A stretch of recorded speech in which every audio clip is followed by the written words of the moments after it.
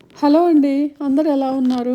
మనం early morning hot water తాగుతాం గదా! ఈరోజు నేను ఒక టీ స్పూను మునగాకు పొడి యాడ్ చేసుకున్నాను. ఇంక దాంట్లోకి కొంచెం లెమన్ కూడా పిండుకున్నానండి. ఇది చాలా మంచిదంటారు హెల్త్‌కి. ఐరన్ బాగుంటదండి. ఇంక అందుకని అలా చేశాను. ఇంక తర్వాత నేను బ్రేక్‌ఫాస్ట్‌లోకి పూరి చేసుకున్నాను. ఇంక చపాతీ పిండి కలిపి పెట్టుకున్నాను. ఇక తర్వాత మనం కూర చేసుకోవాలి కదా అండి! ఇంకా మనం ఓ బాండీ పెట్టుకొని ఆయిల్ వేసుకొని పోపు దినుసులు వేసుకున్నాను. ఇంకా పూరీ కర్రీలోకి ఆనియన్స్ పొడవుగా కట్ చేసుకుంటే బావుంటాయండి.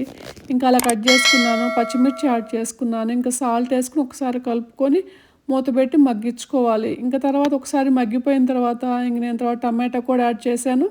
తర్వాత కొంచెం క్యాప్సికమ్ యాడ్ చేసుకున్నానండి.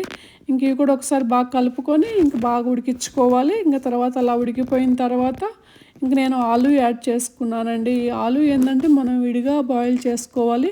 సపరేట్‌గా బాయిల్ చేసుకున్నానండి. అప్పుడైతే మన కర్రీ ఏందంటే 5 మినిట్స్‌లోనే రెడీ అయిపోతదనమాట. ఇంక మనం ఇవి మిగతావి ఈజీగా ఉడికిపోతాయి గదండీ! ఆలు ఉడకటానికి కష్టమవుతది గదా! అందుకని నేను అలా విడిగా ఉడికించుకున్నాను. ఇంక తర్వాత మనకు సరిపడినంత సాల్ట్ వేసుకొని పసుపేసుకున్నాను.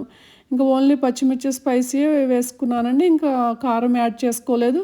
ఇంక తర్వాత ఈలోపు కూర ఉడికిపోతుంది గదా! శనగపిండి కొంచెం సపరేట్‌గా ఓ బౌల్‌లో కలిపి పెట్టుకున్నాను. చూసారా ఇంకా కూర ఉడికిపోయింది ఎమ్మట్లోని ఇంక నేను ఆ శనగపిండి కలుపుకున్నానండి. కూర చిక్కబడింది చూసారా? ఇంక అలా ఉండాలనమాట. నేను ఇంక పూరి వేసుకున్నానండి. ఇంక 1 బై 1 ఇంక అలా చూసారా ఎంత బాగా పొంగుతున్నాయో పూరి అయితే. మీకు నచ్చిందా నా పూరి అండ్ నా కర్రీ ఐటము? మీకు గనక నచ్చినట్టయితే నా వీడియోని ఒక లైక్ చేయండి.